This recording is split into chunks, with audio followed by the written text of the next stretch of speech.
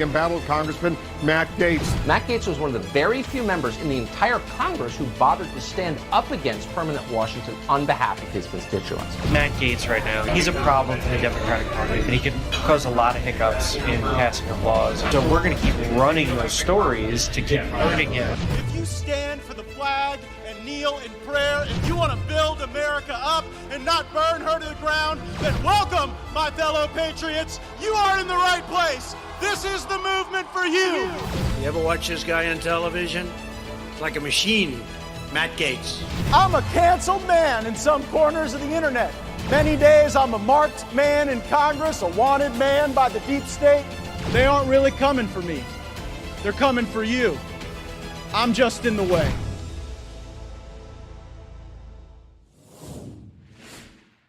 Welcome back to Firebrand. We are live broadcasting out of our office in the Capitol Complex in Washington, D.C., and I have a terrific interview with an American hero, a patriot.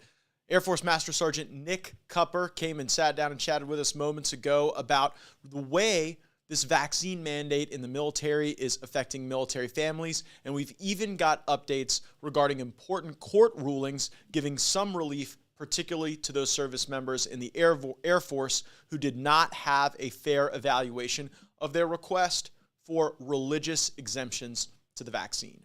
But first, just moments ago, House Democrats passed their abortion on demand legislation.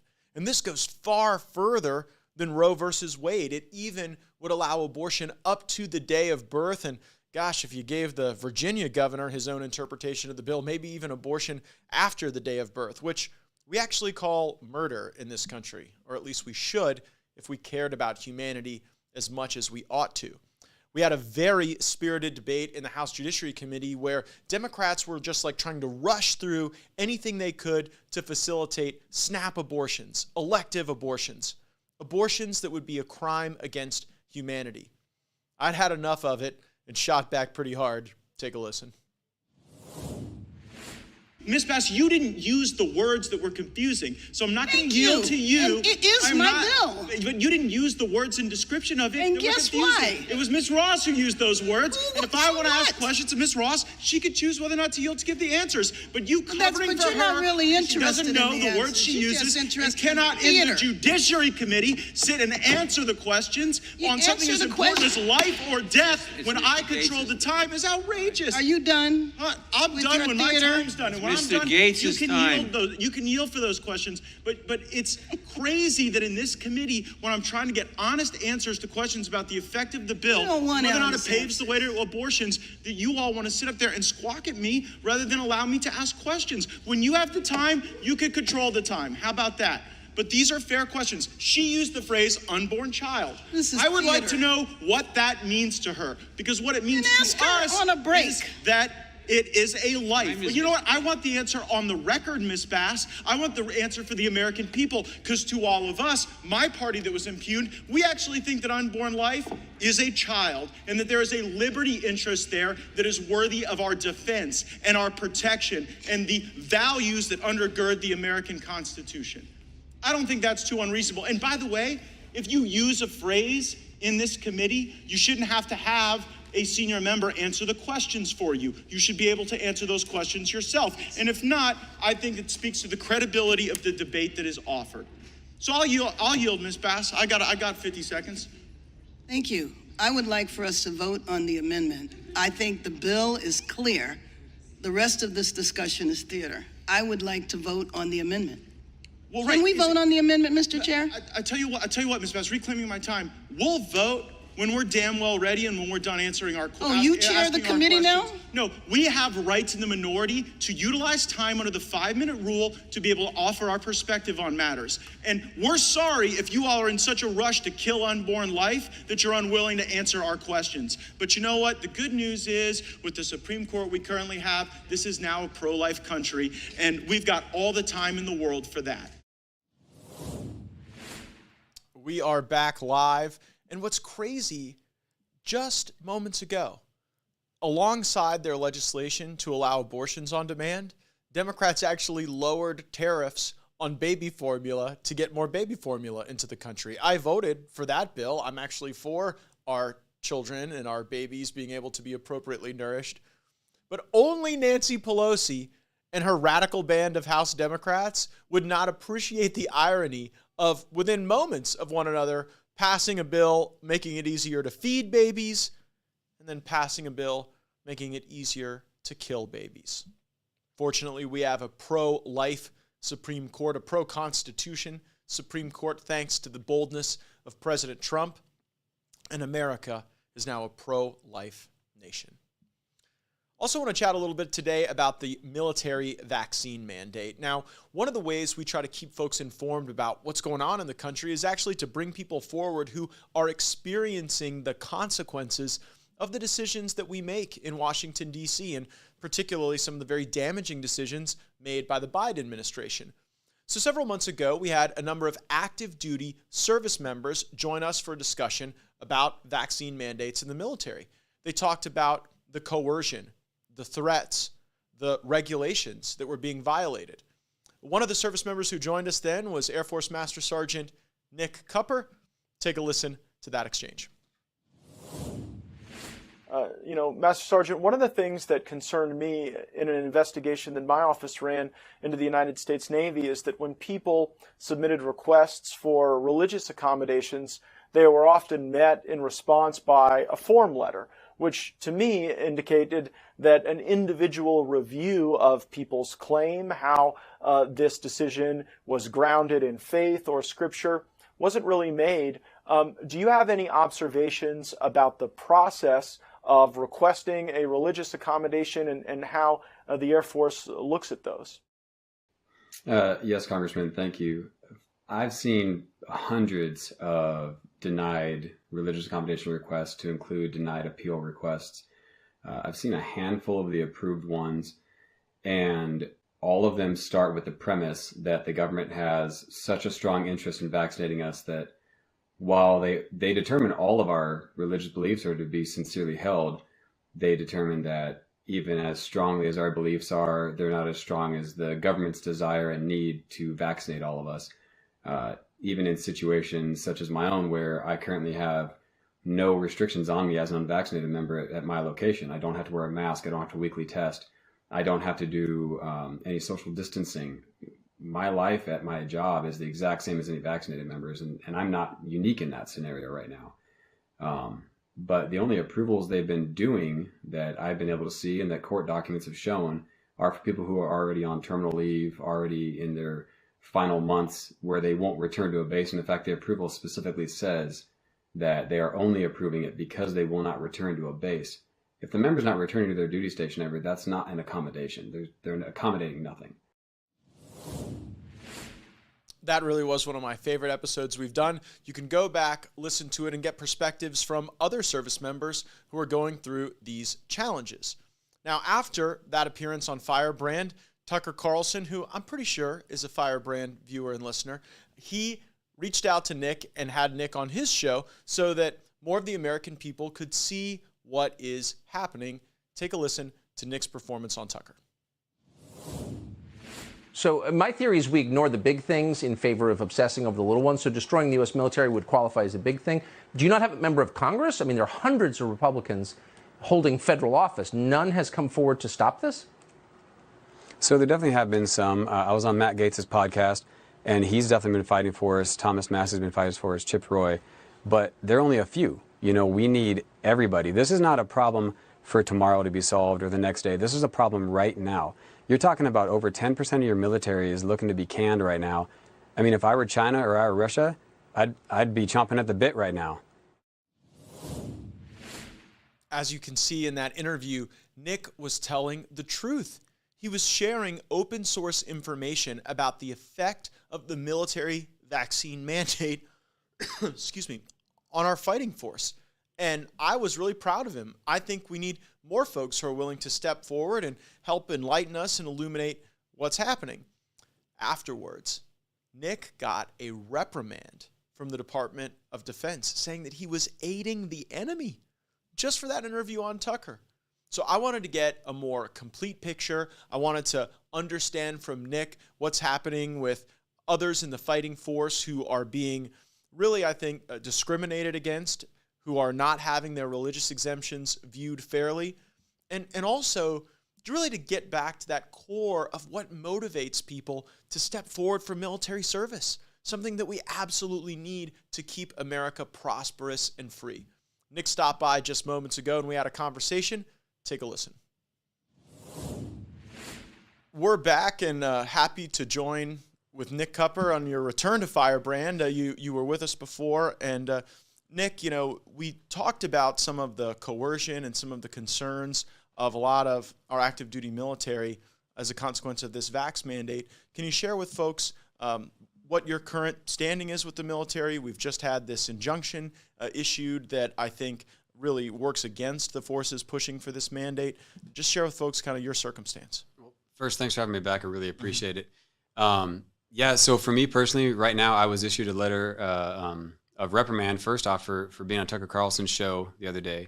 And we're dealing with that right now. And I was issued a separation package, which in the Air Force is their notification they want to separate you. And for a member like me who's been in for 19 years, it starts a process where I would go to a board where they can determine to retain me or not. If they choose not to, I'd be gone in about a week after that. So you spoke about the circumstances that you were observing and experiencing regarding this mandate, and you did so with several other colleagues who were active duty. Yes. Then you went on Tucker Carlson's program and just shared your reaction to what was publicly available information. Yes. And now two things have happened: a separation package and a reprimand. Right. So let's start with the reprimand. What is the assertion that you have done something objectionable toward the military? Right. So I can't get into the specifics of it because they've marked it as such, so I won't. But the long and short is they effectively say that I have hurt the government and hurt our country by going on Tucker, which is not accurate at all. Everything I spoke of was publicly available information. I didn't give my own personal opinion. I may have hurt some feelings, but everything I said was 100% a public available true number. And the separation package, that's sort of the other feature of this. Now, we're aware of really breaking news on the legal front where a court has issued an injunction against some of the activities that the Air Force is engaged in regarding our airmen. Where does your separation package stand? So because of this injunction in the case Doster v. Kendall, which is specific to Air Force, unfortunately, I wish it was for everyone, and it's only specific to members who have sought a religious accommodation. We have a 14-day temporary injunction right now. The defense, the Air Force, will have the chance to argue it. The plaintiffs will have a chance to come back, and at the end of the 14 days, unless the judge is swayed, which I doubt he will be, we're going to have a permanent injunction until the end of that trial. So because of that, my separation package now has to go away. Everyone who was being punished in the military, or in the Air Force specifically, who had a religious accommodation at some point, now has a little breathing room. And it's very little, but it's there. And, I flew in on Thursday, and I took a quick nap at my friend's house. And during the nap is when the injunction came down. I said, I would have come here and napped a long time ago if I would have known this would happen.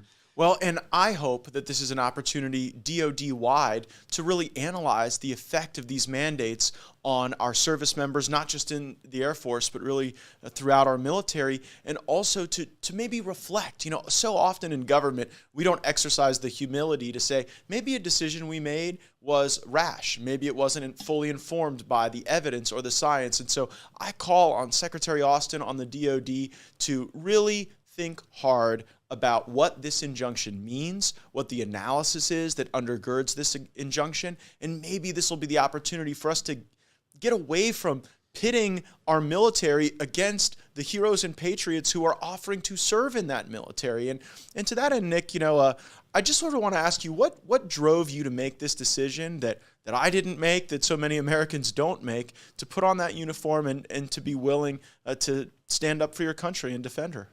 So I was young, I was straight out of high school. Actually, I hadn't even graduated yet, of course, when I decided. And I wasn't 100% sure I wanted to do, but the military was an attractive option and has been for such a long time for so many members. And one, it was a way to take care of myself, but another, it was a way to give back to my country. My dad had served in the Army. He had been to Vietnam. My uncle earned a Bronze Star in Vietnam. I kind of wanted to, honor that. And so family was a big part of it. Family was definitely a big part of it. And, bigger than just why I initially joined, I was a young man, maybe didn't think through everything. The reason I've re-enlisted multiple times, and I'm almost at 20 years now, is because I care about doing the hard things so I can take care of others. You know, not everyone can do this. This is not for everybody.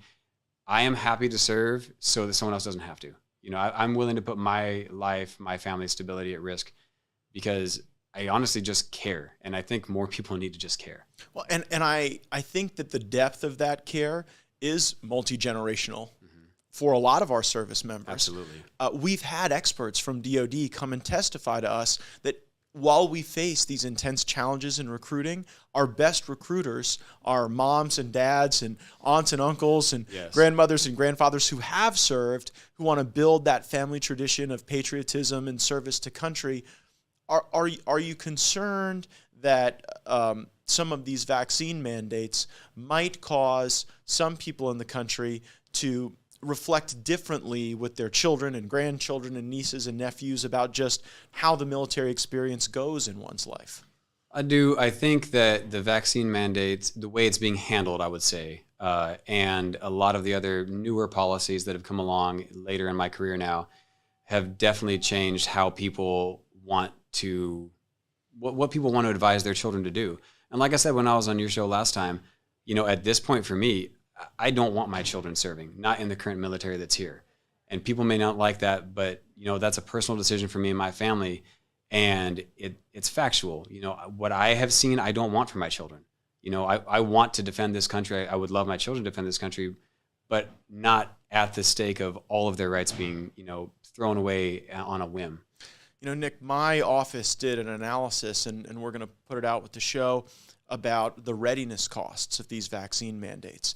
And we calculated easily that the United States is essentially surrendering about $4 billion worth of training investment with just the separations that we're able to see above the surface. And you gave us a lot of information about separations that are occurring that might not be officially designated as a vaccine separation, but maybe it's somebody who just doesn't want to go through the fight. Maybe they can go work somewhere else, and you know they weren't serving in the Air Force or the Army or the Navy or to get rich. They were doing it out of love of country, but there might be other economic opportunities that are better. And so at a minimum, it's a $4 billion loss in our training investment. But what I think you're telling me right now is that there's a readiness impact that we're not going to feel today, that we're going to feel 10, 20 years down the road, potentially, if the moms and dads who serve, who are part of that robust recruiting for the next generation, aren't doing that. If patriots and heroes like you aren't pushing it on the next generation, like who do we expect to do it, right? And if that's happening, it creates a really long gestation period for that impact on readiness. I mean, oh, absolutely. It's a lagging indicator, right? Right. Because let's say I'm gone today, but they've recruited somebody to replace me. Someone who comes in today doesn't have 19 years of experience. You know, they don't have what I have. They can't directly replace me. And it takes years and years and years to build that person up. And on top of the fact that that's just trying to replace one of us, the fact that we're not getting the members in to replace us and the numbers that they're putting out there. I mean, like I mentioned on Tucker, you know, at the DOD's own website right now, they're listing over 290,000 members that are only partially vaccinated. That doesn't include all of us who are unvaccinated. And every deadline has passed. So you're kind of seeing it on both ends from a potential readiness issue where you have a potential mass exodus of the DOD's own making. And then you have very little, you know, at anyone coming in, any accessions, right? I mean, what did the Army put out the other day of their own numbers? They said they were at 40% of their goal with 3 months left in this fiscal year. So how are you going to get 60% in 3 months when you could only get 40 in 9? I used to recruit for years, and this is not the recruiting environment that I worked in. I didn't know you did recruiting work as part of your service. I have to ask, when you were doing that, what were the things that you would put before potential recruits that you really felt motivated them? You know, the funny thing is, you didn't have to do much to motivate them. It was like if you go to a car lot to buy a car, right? You don't go there unless you're ready to buy because you don't want to be sold to. Almost everyone who comes into a recruiting office is ready to be sold. They're just not coming in anymore because they're not ready. You know, what I would do when I would talk to them is I would be honest. And that's what worked really well for me. I would say, you're in here for a reason. There's something you think you can get out of here. Tell me what it is. And they would tell me what they think. And I would just affirm that, yes, you can get that from the military, and we'd sign. And their parents. Do you think they're still good that people can get out of the military? 100%. 100%. You know, honestly, and I've said this for years to a lot of my troops and stuff, the way the military and the Air Force specifically, because that's mine, is designed, it's designed really, really well. And there's a lot of things in there to take care of people. The problem is when, from time to time, you're going to get a bad leader. Same on the civilian side, you might have a bad boss. Any organization. Any shop, right. Any store, right. even Fortune 500 and they companies. may not even mean to be bad. They just may not be good at it, right? They are the ones that give people a bad taste in their mouth, and that's a lot of the reason why people get out. They don't get out because the policies in general or the rules in general, they're well written. As a small example, when we adopted our daughter from Armenia, after the adoption was over, it was very expensive. 13 and a half months it took us to get her. It cost $35,000. The Air Force has a policy where you can apply and get a small reimbursement, but it's $2,000. They don't have to pay me. They didn't ask me to adopt my daughter, but they have this fantastic policy. The Air Force has moved us twice to take care of her medical and educational needs to bases that they didn't have to move me to. I had signed on the line. I have to work where I'm told to work, but it's designed really well. It's when you don't implement it correctly or when you pervert a rule and you change things. And I think we've seen a lot of that. Well, and a lot of the policies that you were just really, I think, celebrating are about making the service member feel as though they're part of something bigger in their service with the military, and to provide those family accommodations and to provide that support for the force multiplier, that is a military family. And it seems like, to me, this vaccine mandate cuts against a lot of that unity and culture and cohesion that draw people into the military because they want to be a part of something bigger. Well, and just to be fair, I wouldn't argue so much against the mandate itself, but the implementation of it is where my concern is. Because there are all these already on the books rules for exemptions and things like that, right?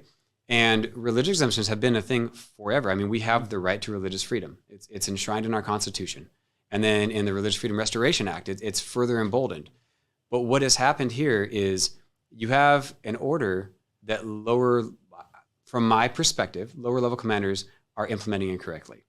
And they're at the point where they're not approving religious accommodations. Well, in my own investigation of my own constituents, I would see these detailed expressions of faith, citing chapter and verse to Scripture, aligning that Scripture with personal faith experiences and moments of salvation. And then I would see form letters sent back from the military to my constituents. Just like mine. And that's not what the law requires. The law requires an individual assessment of each claim for a religious exemption or a medical exemption. And then to be able to hold up the letters back, to a lamp and see that the letters line right up, it shows that people weren't being given the opportunity to have their exemption claim assessed so much as they were just being processed through a system. And I guess that's different. I mean, I critique the mandate. You are, in essence, critiquing the system that the adherence to the regulations that our service members have come to rely on. Correct. And, they have a policy in place across the DoD to only grant religious accommodations to members who are already on their final leave or in a skill bridge program, which is like an internship. Either way, I read one just the other day. It says it's conditionally approved as long as you never return to a DoD facility. That's not an accommodation. You look at the dictionary definition, that's an expulsion. Not accommodating. No. And you can't have a policy like that because if it's a set policy, then it's not individualistic, is it? No. Well, and we've been talking a lot about this intersection of service, patriotism, and faith. And I've always viewed that as like a real strength of our military. A strong chaplaincy makes for a good wing, a good unit. And it seems almost now that the institutions of the military are more eager to sort of deny the intersection of faith and service. How does your faith inform your desire to serve your country in the military? So I'm a Christian personally, right? And from the Bible, it says, serve God first, but it also says, follow the laws of the land, right? And it talks about serving your leaders and, doing right by them the same as you would for God. Now, obviously, God is still the highest, but in the end, I want to serve my country. I want to do right by it. And I'm getting to the point where I'm being limited in whether I'm allowed to or not. And for my personal religious accommodation request, I look at it as God created everything. And if God created everything, that means he created science. Science is telling me I don't need this vaccine because I had COVID 18 months ago, and I take antibody tests every 4 weeks, and I'm off the charts on the antibodies every single time. I have the base immunologist acknowledging that I have immunity to this. And yet, because of a blanket policy that's not individualistic, I was denied. And then I was denied upon appeal. And then I was issued a separation package, right?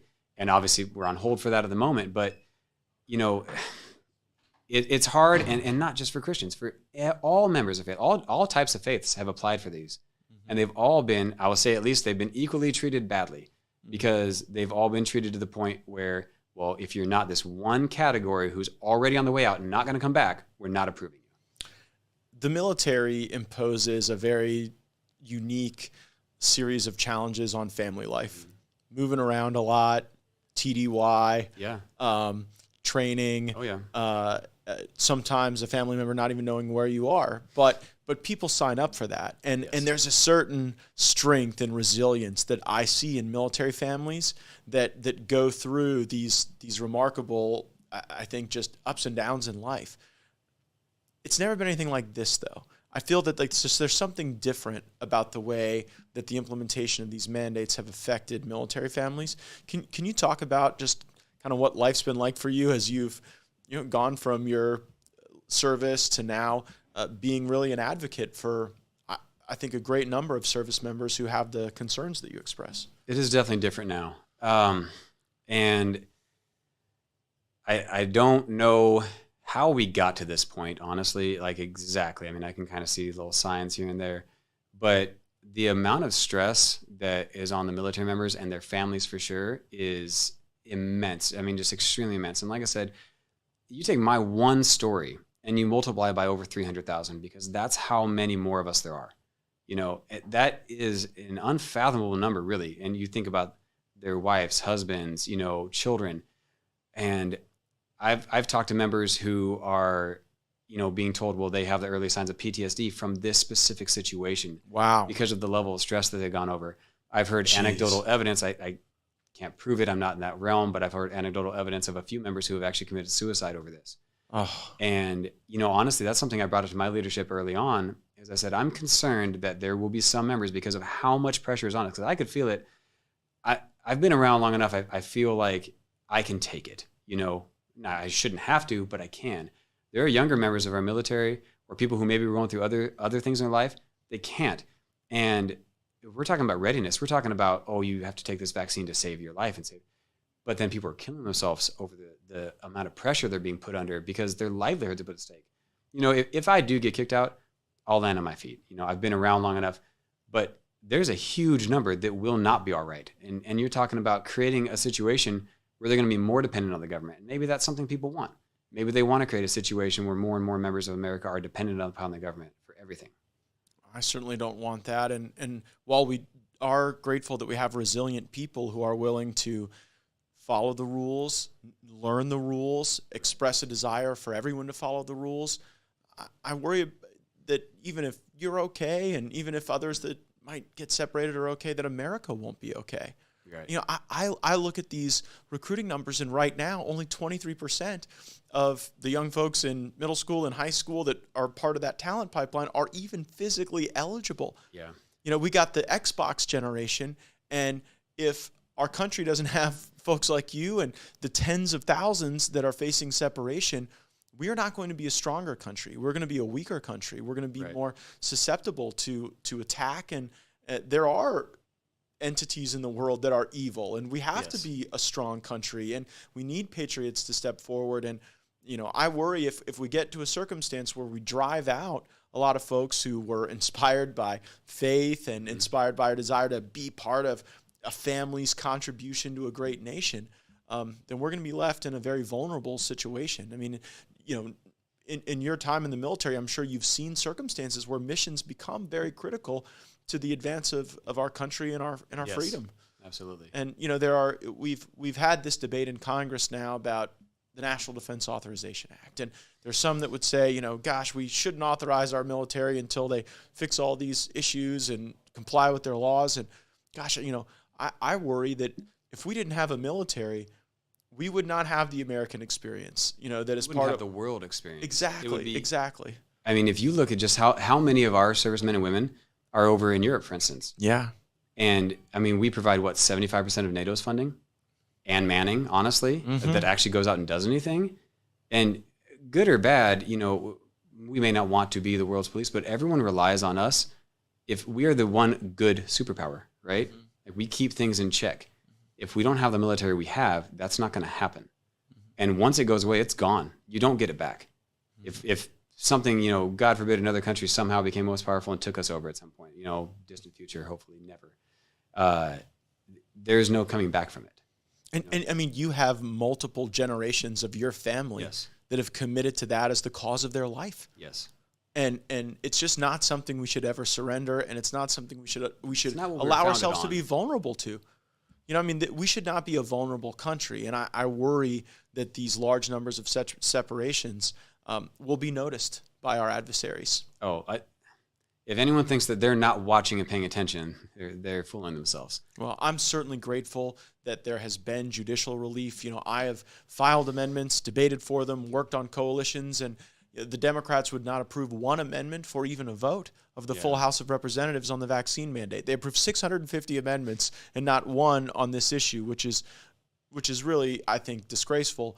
But, you know, we did get judicial relief. It does apply to the Air Force. I do hope and pray, and I implore the Department of Defense, use this as an opportunity to change your way of thinking, to change the way you treat our service members who just want the opportunity to make a patriotic contribution and who love our military. I mean, the movement to have the DoD comply with their own regs is not a movement led by people who think America is a bad place or a racist place or an awful place. These are folks who love our country. We love it. And there are a great many of them. And I'm glad that there was a brave judge willing to step forward and issue this injunction. We hope that this spurs more momentum, frankly, than we've seen. And let's make sure that we all do our part to ensure that that momentum is seized. I know you have, and I want to thank you for having the courage to express your experience that you've gone through, but also really to be representative of so many others who call our office, who email us, who might not want to have such a public discussion like this, but who are very proud of you and are very proud of those of you who have had the opportunity to step forward and say, we love our country, and we want our country to be the best version of herself. Thank you. So I appreciate that. And let's make sure that we do right and honoring your service and the service of so many great patriots. Thanks, Nick. I appreciate it.